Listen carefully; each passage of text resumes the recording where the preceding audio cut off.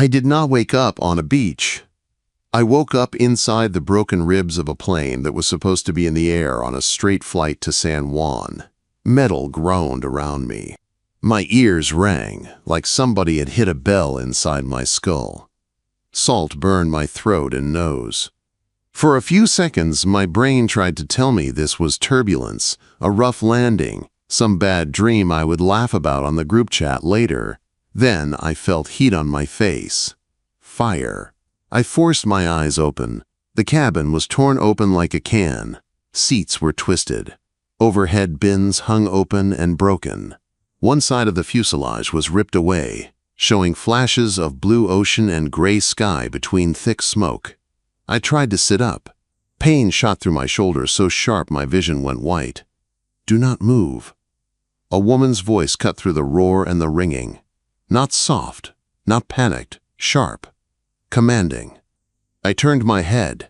She was crouched in the aisle a few feet away, hair plastered to her face with sweat, white blouse torn at the sleeve, dirt streaked across her cheek like war paint.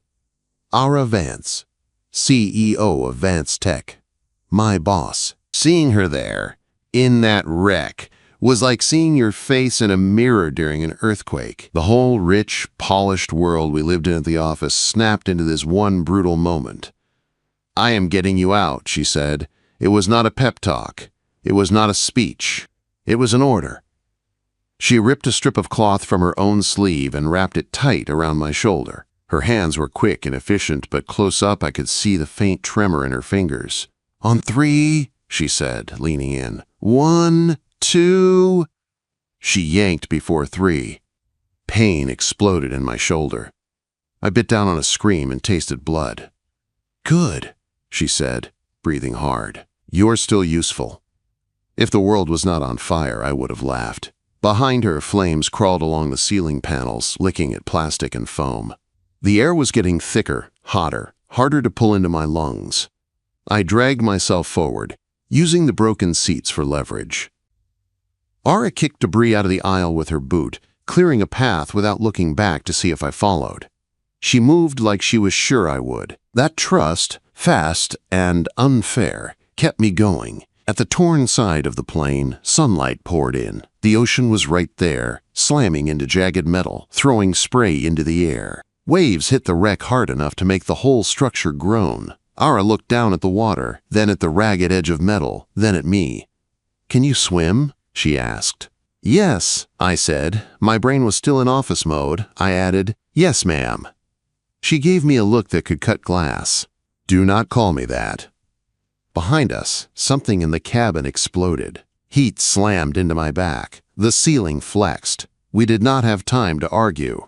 "Move," she said. We jumped. The water was a slap. Cold, violent, all at once. It stole my breath in one hit. Salt flooded my nose and mouth. My shoulder screamed. I kicked anyway, using my good arm and my legs to stay above the surface. Ara swam like she was angry at the ocean. Strong strokes. No panic, no flailing, just work. She aimed for a strip of pale sand ahead, a curve of beach backed by thick green trees. We made it to shore and collapsed on the wet sand. I rolled onto my back, coughing seawater, lungs burning. For a while, all I could hear was the smash of waves and our ragged breathing. Far out on the water, a dull boom rolled across the surface. I looked up in time to see the last of the plane sink, fire, and metal vanishing under a skin of white foam. Smoke smeared the sky in a dark line. Ara pushed herself up on shaking arms. She stared at the spot where the plane had been. Her jaw flexed. She wiped salt and ash from her eyes with the back of her hand and then said, like she was opening a meeting, "We need inventory. We need shelter. We need water. We assume no one is coming for at least 72 hours. Her voice did not shake. Her body did. That was the first time I saw the crack between who she really was and the woman she forced herself to be. "You okay?" I asked. She looked down at her hands like she had forgotten she had them. Then she curled them into fists once. "I am fine," she said. It was not true. It was functional. I sat up slow, fighting the fire in my shoulder. "First thing, we move away from the wreck. I nodded toward the ocean. If fuel washes in, this beach goes up. Ara nodded at once. No argument, no pride, just decision. Lead, she said. Just like that, the CEO of a billion-dollar company took orders from her junior logistics guy. The island did not care about titles. We walked up toward a line of palm trees and dropped under their shade. I scanned the sand. No other bodies, no other survivors, no shouting, no movement, just us and the sea. We are the only ones, I said quietly. Ara did not answer. She stood and walked back toward the water, like she could force someone else to appear by sheer will. I watched her stop at the edge of the surf and stare at the empty horizon. Her shoulders rose and fell once. Then she bent down, scooped up a handful of wet sand, and let it fall through her fingers. It was not dramatic. It was the only thing she could do with her hands that was not breaking something. I pushed myself up and limped toward her. "Ara," I said. "Do not," she said. Her eyes stayed on the water. "Do not say it." I did not say it. Instead, I pointed back at the tree line. "We need shade. We need water that does not taste like the ocean. We need anything useful from the wreck before the tide takes it all." Her head turned. Her eyes locked onto mine. For 1 second, I saw the woman under the armor. Raw, furious, scared. Then she blinked, and the CEO mask slid back into place. "Fine," she said. "We work." So we worked. We scavenged along the shore until our hands were scraped. I found a torn emergency kit half buried in the sand. Most of it was ruined, but a few things had survived. A small flare gun, 2 soggy protein bars, a sealed packet of water purification tablets that might as well have been gold. Ara waded into the shallows and hauled out a half-stuck suitcase, like she was moving furniture, not luggage. Inside were a soaked blazer, a broken laptop, a cracked phone, and 1 stupid, bright lipstick. She stared at the lipstick for a second, then snapped it shut and tossed it aside. "No distractions," she said. "I found a piece of foam seat cushion and a strip of aluminum from the fuselage. If I angled the metal right, it caught the sun." "Signal mirror," I muttered. "You know how to use that?" she asked. "Boy Scouts," I said. Her mouth twitched, almost a smile. The wind shifted and brought the smell of smoke again. Ara turned and looked at the deep green belly of the island. "We need shelter," she said. "Not out in the open."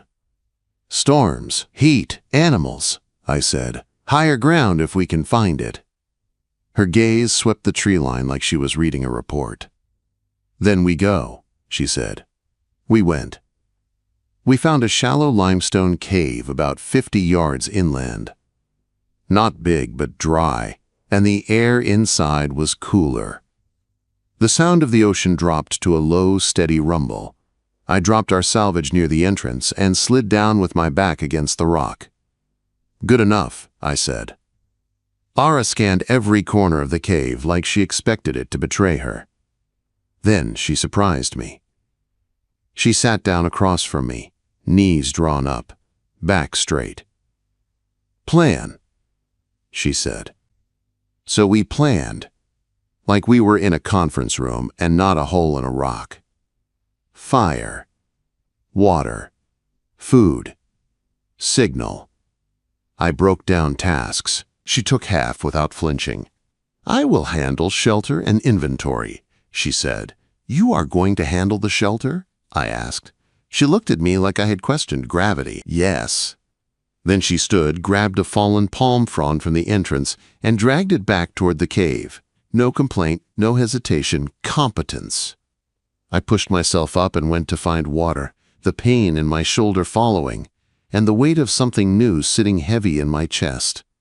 I was stranded on an island with my boss. And for the first time since I started working for her, I was seeing who she really was when the world stopped watching. I did not find a miracle spring. I found a trickle. The island looked green from the beach, but inside it was thick and tangled. Roots grabbed at my ankles, branches slapped my face, My shoulder burned with every step. I followed a shallow dip in the ground until I heard it, a soft drip, like someone tapping a finger on glass. I pushed through a wall of leaves and saw water running down a rock face. Not a river, not even a stream, just a thin line of clear water sliding over stone. It was not much, but it was not salt. I dropped to my knees and held my hands under it, letting it pool in my palms. I cupped it to my mouth. It tasted cold and sharp, like stone and air. Footsteps crunched behind me. Ara knelt beside me, eyes on the trickle. "We need to collect it," she said. "I know," I said. "We just do not have containers." She looked around once, then stood and walked back into the trees without a word. For a second I thought she was leaving me there. 10 minutes later she came back carrying a broken piece of plastic, probably from a seat back, and a strip of torn fabric. She folded the cloth, threaded it through the plastic, and tied it in place. In a few quick motions she made a crude funnel and filter. She held it up between us like a prototype. "Better," she said. I stared at her. "You made that in 10 minutes. She shrugged a little. "I run a company," she said. "I can make a funnel." She pressed the cloth tight and held the plastic against the rock. Water slid into it, then down into a cracked bottle we had dragged from the shore. We took turns carrying water back to the cave and anything that would hold it. Half coconut shells. The broken bottle. A bent food tray. It was clumsy, and we spilled a lot, but some of it made it into our little stash. By the time the sun started to drop, my legs shook from walking, and my shoulder felt like it was made of hot wire. Ara moved slower too, but she did not say she was tired. She just kept working. Night came fast. Daylight drained out of the trees, and the island turned into a silhouette. The sound of the ocean got louder when we could not see the waves anymore. I made a small fire near the cave mouth, using dry palm husk and strips of torn seat cushion. I sparked it with the striker from the flare gun. It took a few tries. When the first flame caught, small and hungry, my chest loosened for the first time since the crash. Ara sat just inside the cave, knees pulled up, arms wrapped around them. The light from the fire danced across her face, showing every line of exhaustion. "You okay?" I asked again. She watched the flames for a long second. "No," she said. "Just one word. Honest." It felt heavier than a whole speech. I did not answer with some fake positive line. Instead, I dug into the emergency kit and pulled out one of the soggy protein bars. It looked pathetic and felt like wet cardboard in my hand. I held it out to her. She stared at it like it offended her. Her stomach chose that moment to make a quiet, miserable sound. Her eyes flicked to mine, annoyed. I kept my face steady and my hand out, not smiling, not joking. After a beat, she took the bar. She bit into it, jaw tight. The texture made her grimace. "Calories," she said, chewing. "Calories." I agreed. We ate in silence. The bar tasted like damp chalk, but it filled the empty space in my stomach, just enough to remind me I was alive. The fire popped softly. Outside, the ocean kept hitting the shore. Inside, the shadows moved across the walls. Ara stared into the flames like she was trying to decode them. Even sitting still, she looked like she was working. I realized then that she did not know how to rest. Not really. She only knew how to move, plan, decide. Here, the island did not care about her titles. It was going to teach her something new, whether she liked it or not, and I was going to be right next to her when it did. Day 2 started with heat. The sun turned the sand into a hot plate by mid-morning. We dragged our fire pit closer to the cave and kept it small under the shade. I woke up to find Ara already awake and sorting our supplies. She had lined up the coconuts in a neat row. The tablets sat in 2 small piles. Our containers were grouped by size. It looked like she was getting ready to give a presentation. "You did all this now?" I asked, rubbing sleep from my eyes. "You were out," she said. "We needed to know what we have." "You did not sleep," I said. "I slept," she lied. Her eyes were red. "Okay," I said. "Today we need better shelter and a signal. Something a plane can see." Ara nodded. We need to be visible from the air. Quote, we cut palm fronds and branches and made a crude lean-to over the cave entrance to block wind and rain. Ara hauled branches like she had done it her whole life. Her blouse, once sharp and white, was now streaked with dirt and ash. The fabric clung to her shoulders in the heat. Buttons were missing. She did not care. She just moved. She wiped sweat off her forehead with the back of her hand and left a smear of ash there. If anyone at the office saw me now, they would die of shock, she muttered. I looked at her, at the dirt and the torn sleeves and the focused eyes, and felt something twist in my chest. They would probably offer you a raise, I said. You are finally hands-on. Her mouth flickered into a quick, real smile before she picked up another palm frond. On the beach, we dragged driftwood and dark rocks into huge letters, SOS. It felt stupid and small against the big, empty sky, but it was something. When we finished, we stood back and looked at it. The letters were crooked. The scale was all wrong, but the sun hit the wet wood, and for a second, it flashed. It will do, Ara said. We took turns watching the horizon. No planes, no boats, just blue and more blue. By afternoon, the hunger came back hard. The protein bars were gone. Coconut water only went so far. We need food, Ara said. I know, I said. Fish, crabs, anything we can get without dying for it. She stared at the water like it was a problem she could solve with a slide deck.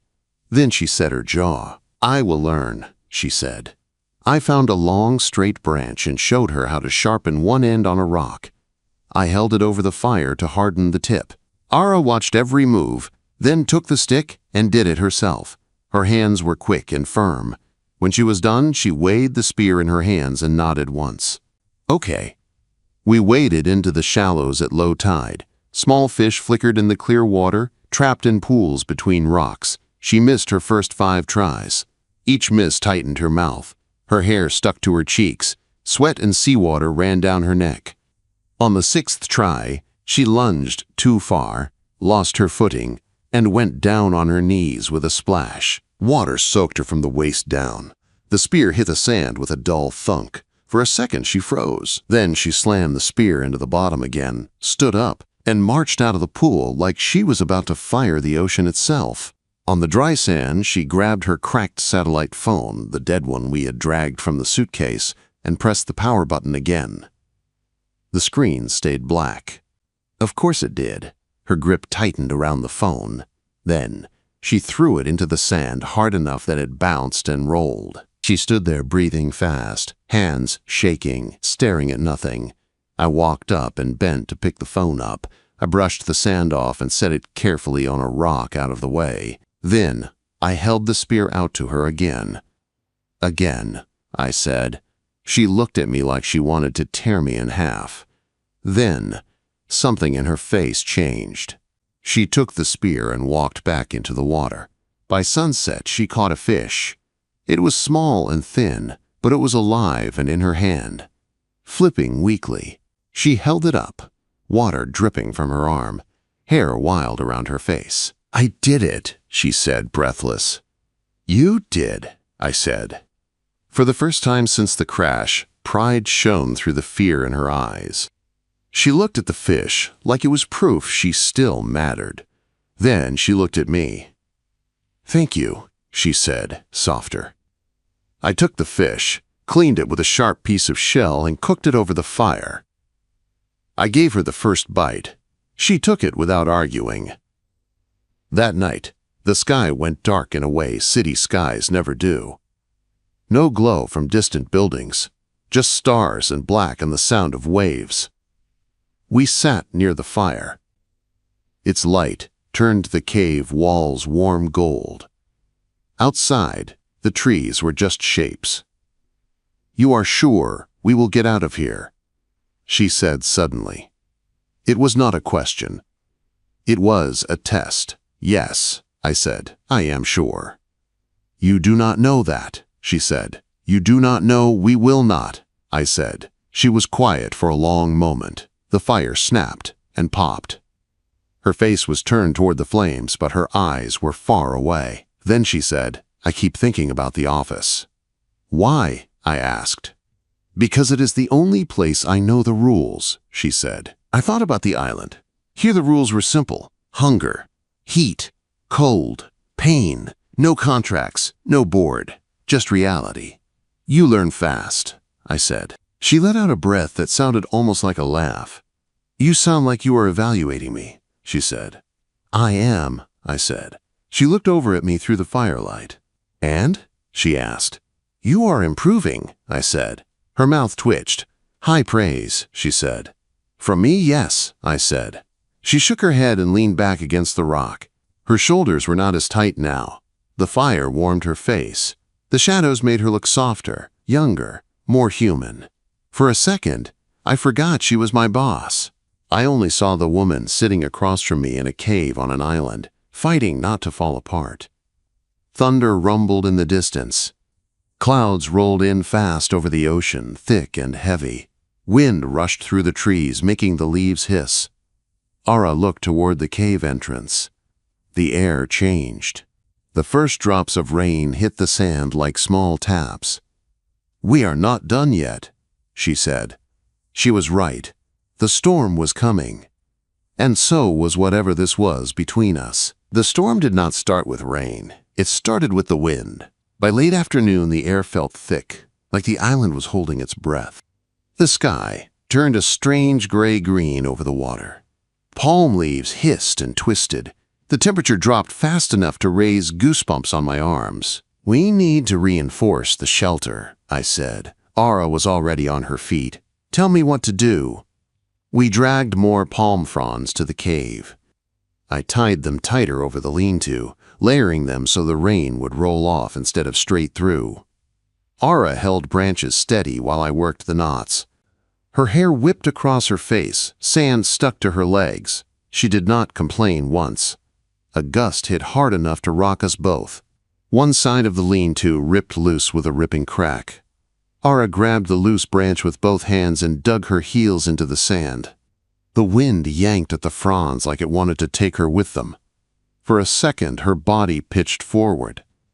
I dropped the rope and lunged, wrapping an arm around her waist and pulling her back toward the cave mouth. We stumbled together, feet sliding. The branch tore away and flew into the dark. Ara's fingers gripped my forearm, nails digging into skin. I held on until we were under the rock overhang again. "Inside," I said over the growing roar. "We have enough up." She nodded once, breathing hard, and backed into the cave. The rain hit like someone dumped an ocean on top of us. One second the world was wind and noise. The next it was moving water. Sheets of it. It blasted the beach flat and bounced off the palm fronds in waves.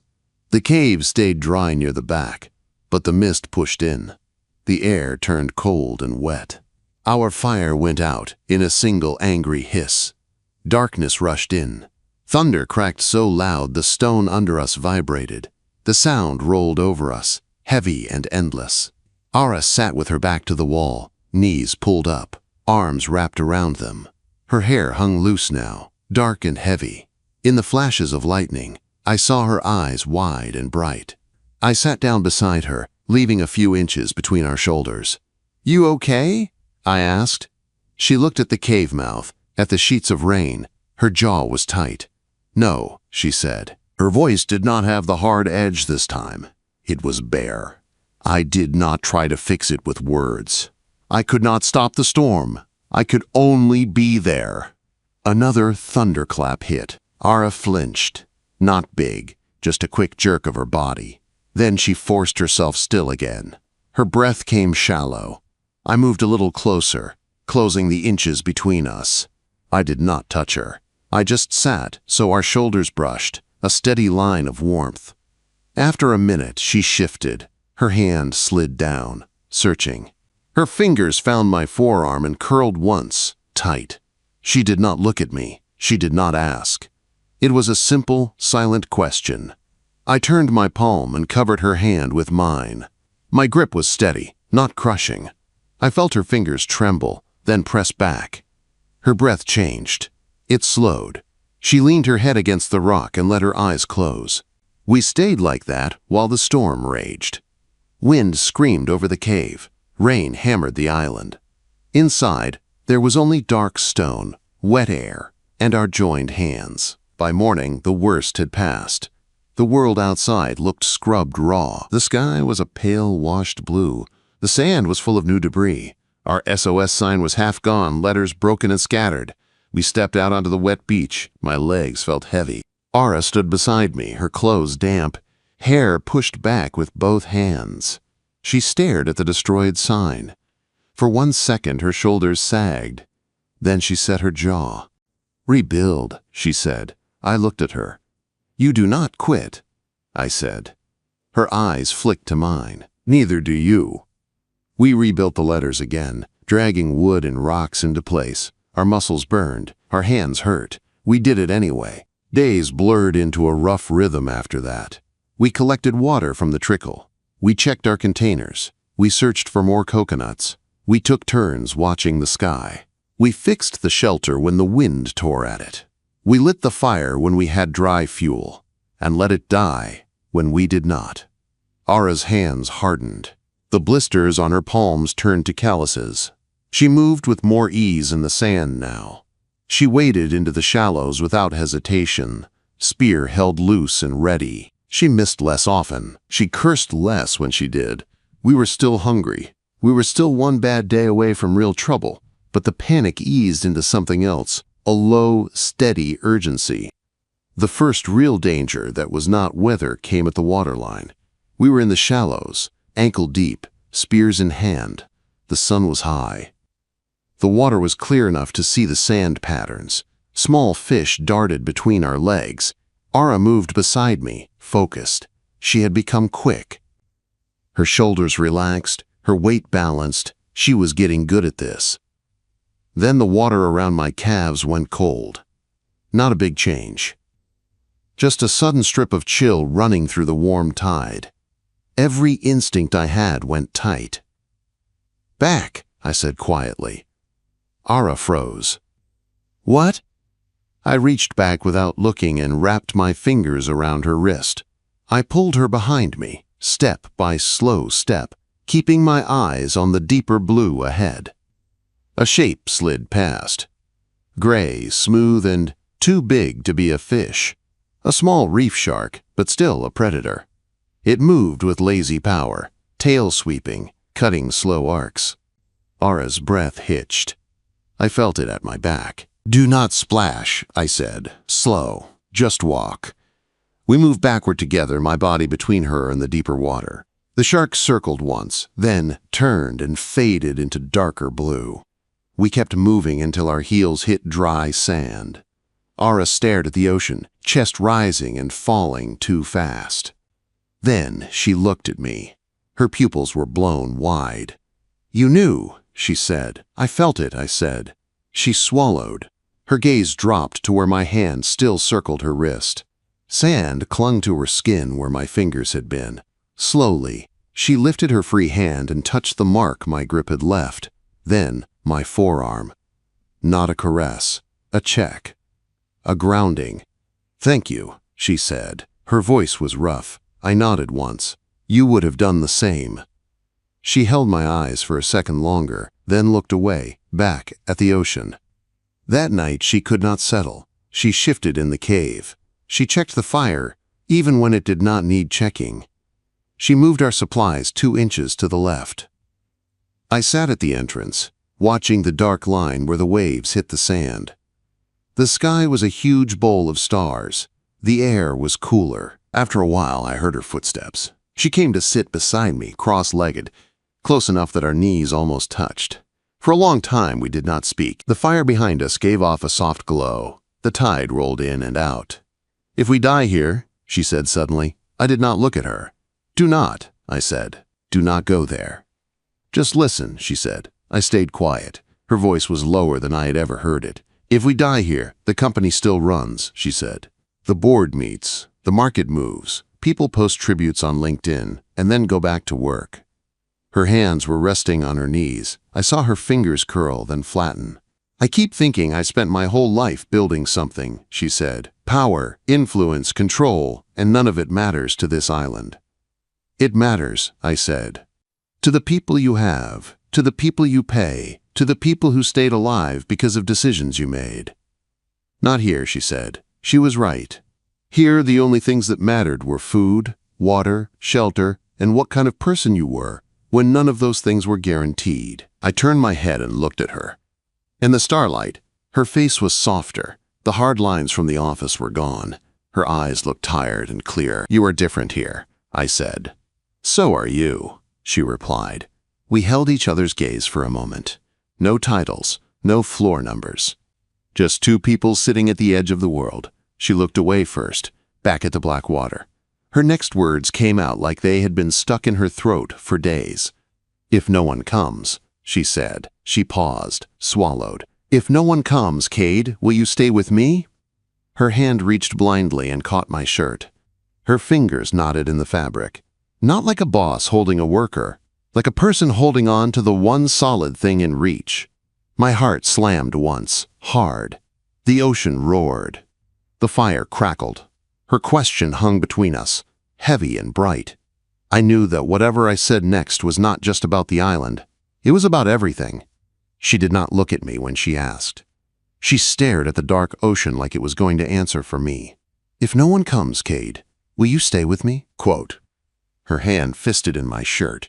I could feel the tremble in her fingers. Not big, just there. My throat felt tight. I could have said a joke. I could have said something light. Instead, I said the only thing that felt true. I am here, I said. My voice came out low. I am right here. I am not going anywhere. She swallowed. Her grip on my shirt eased, then shifted. Her hand slid down to my forearm and wrapped around it, holding on. She did not say thank you. She did not say anything. She leaned forward and rested her forehead against my shoulder. Her body was tense for 1 second. Then she let out a long, slow breath, like she had been holding it for days. In that moment, the island was not just a trap or a test. It became a choice. We were choosing to stand here together, even if no one ever came. The next days were rough. Hunger dug in. The small fish were harder to find. Coconuts did not last forever. My shoulder ached all the time. Ara's face thinned a little. We moved slower. One afternoon, we climbed the rocky ridge again to look for any sign of help. The climb hurt. The stone burned under our hands. The sun hit the back of my neck so hard I felt dizzy. At the top, the view was wide and cruel, endless blue in every direction. No ships, no planes, just water. Ara stood at the edge of the ridge. Wind pulled at her hair and the loose edges of her torn blouse. For one moment, her eyes looked empty, like someone had taken all the color out of them. Then she set her jaw.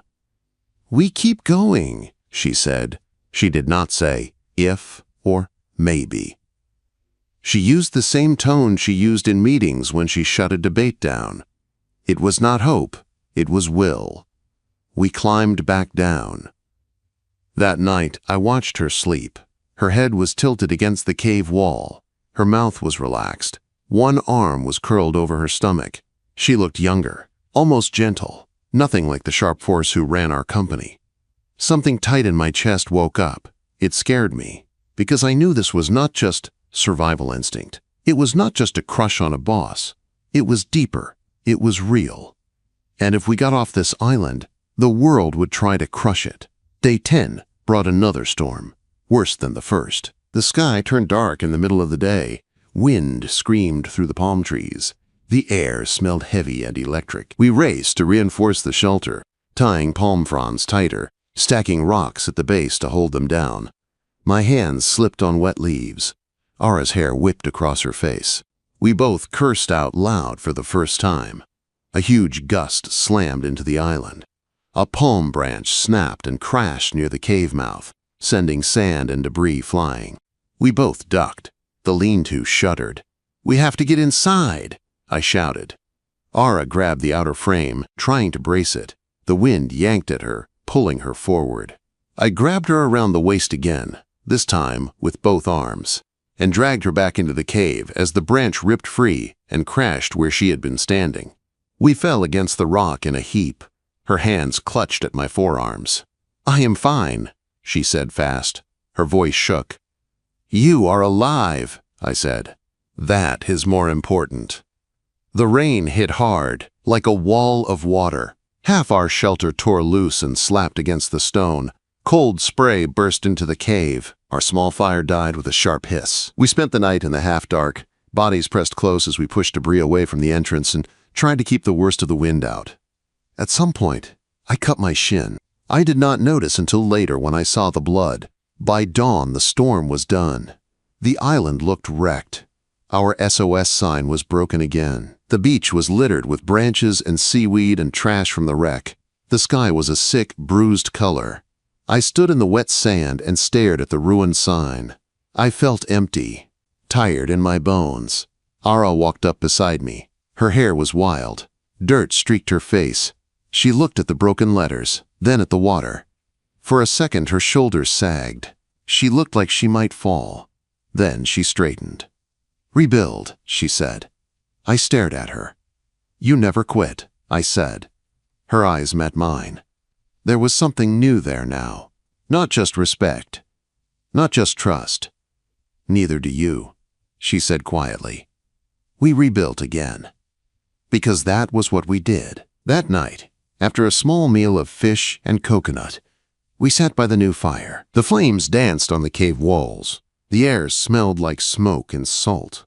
Era watched me. Not with quick glances this time, she just looked at me, steady. "Cade," she said. I looked up. "Yeah?" She held my eyes in a way that made the rest of the cave fade. "If we get out of here," she started, then stopped. Her throat moved. "When we get out of here," she corrected herself. My chest warmed at that small word change. "When we get out of here," she said again, "we will be back in my world. Offices, board, rules, power. I do not know what that means for this." She lifted one hand, fingers trembling just a little, and rested it against my jaw. Her thumb brushed my cheekbone. "You can tell me no," she said. Her voice was rough and honest. "I will not fire you. I will not punish you. You can say this was just survival." My heart pounded so loud I could hear it. I could have stepped back. I could have saved us both a lot of trouble. I stepped closer instead. That was my answer. Ara let out a breath like she had been underwater and kissed me. It was not neat or careful. It was heat and need and weeks of holding everything in. Salt from dried seawater, smoke from the fire, all of it wrapped up in that first contact. My hand found her waist, fingers pressing into the thin fabric at the small of her back. I did not pull her in hard. I held her steady and waited for her to choose. She chose. She moved closer on her own, fingers twisting in my shirt, pulling me in. The fire cracked beside us, but the only thing I could feel was her mouth and the way her body fit against mine. When we finally came up for air, our foreheads rested together, both of us breathing hard. "When we get out," she whispered, "we deal with it then." "When we get out," I said, "not if." Her mouth trembled. Then she nodded once. "Okay." She kissed me again, slower this time, less storm, more promise. After that, the island changed. Nothing got easier. We were still hungry. We were still tired. But the space between us felt different, less hollow. When her fingers brushed mine as we passed a shell or a container, it woke something in me. When I tied a new bandage around her scraped knee, her gaze dropped to my hands and stayed there. We did not talk about us. We did not have to. We lived it every step. Day 12. It happened. I was standing on the beach, squinting at the line where ocean met sky. The SOS sign looked strong for once. The air was clear. The sun was bright. Behind me, Ara was weaving palm leaves into a thicker panel for the roof. Her blouse was more dirt than white now. Her hair was tied back with a strip of fabric. She had made a rough hat out of palm strips to block the sun. It sat crooked on her head. She looked nothing like the woman who had stood in glass offices in heels. She looked real. I turned to call out some joke about her hat. Then I saw it. A white shape on the horizon. At first I thought it was another cloud. Then it moved different. Clean. Steady. A boat. "Ara," I said, but my voice came out thin. She was already standing, hands at her sides, eyes fixed on the same point. As it got closer, the letters on the side became clear. U.S. Coast Guard. Relief hit me so hard my knees almost gave out. Right behind it came something else. Fear. Because rescue meant her world would come back. The cutter stopped offshore. An inflatable boat dropped into the water and sped toward us. Men and women in uniforms stood ready. "Miss Vance!" one of them shouted as they got close. "Ara Vance?" Ara straightened. Her posture changed. Her spine went long. Her chin lifted. The CEO came back like a suit she had put on again. "Yes," she called. "We need medical and a secure line to New York." They hit the sand fast. Medics rushed in. One of them pressed a hand to my chest, checking my breathing, my shoulder, my leg. "Sir, come with me," he said. Behind him, a man in a dark suit stepped out of the boat. Another followed. Phones were out. Cameras pointed. Somebody said her name again. "Ms. Vance." Ara's eyes found mine over the rush of bodies. For a second, the world narrowed. Her. Me. The island that had held us. Her hand caught mine and squeezed once. Hard. I squeezed back. 2 beats. Then they pulled us apart. They loaded us into different sections of the boat. Her voice carried over the engine noise, sharp and controlled. By the time we stepped onto the deck of the cutter, the island was already shrinking behind us. Waves erased our footprints. We had survived together. I was not sure if we would survive apart. 3 weeks later, New York felt like another planet. Traffic noise never stopped. Glass towers scraped the clouds. People moved fast with coffee cups and phones, wrapped in their own worlds. I sat on the floor of my small apartment, scraping old paint off a baseboard with a putty knife. It was stupid, small work. But it was work I could finish. My friend Leo came in with a bag of groceries. He took one look at me and shook his head. "HR called," he said. "They want you back. Desk, raise, hero story." I kept scraping. I said no. "Because her name is on the door," he asked. "Because mine will always be under it," I said. My hand slipped. The knife cut my thumb. Blood welled up.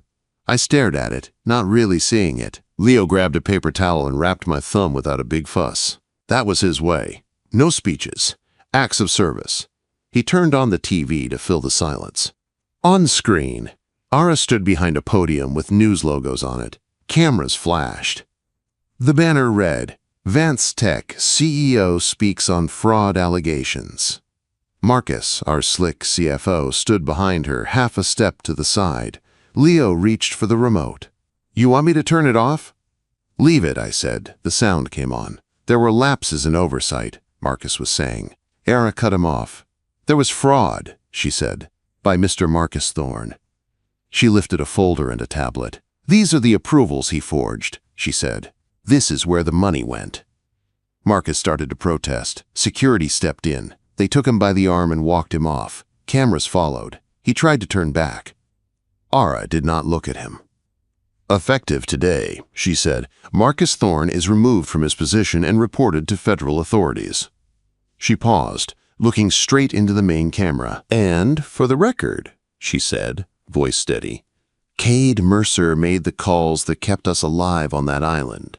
He will not be used as a scapegoat for anyone's crimes." Leo muted the TV. "She just protected you in front of the whole market," he said. Before I could answer, someone knocked on my door. 3 firm knocks. Leo raised his eyebrows. "You expecting anybody?" "No," I said. I opened the door. Ara stood there. No podium, no cameras, no suit. Just jeans, boots, a simple dark coat. Her hair was pulled back. There were faint scars on her hands that I recognized. She held a paper bag in one hand and a thick envelope in the other. "I brought food," she said. Her voice was softer than at the podium. And a question. Leo lifted his hands. That is my cue, he said. He slipped past her and out the door. It clicked shut behind him. Ara stepped inside. The apartment suddenly felt too small. She held out the envelope first. Not a job offer, she said. A partnership. I frowned. What?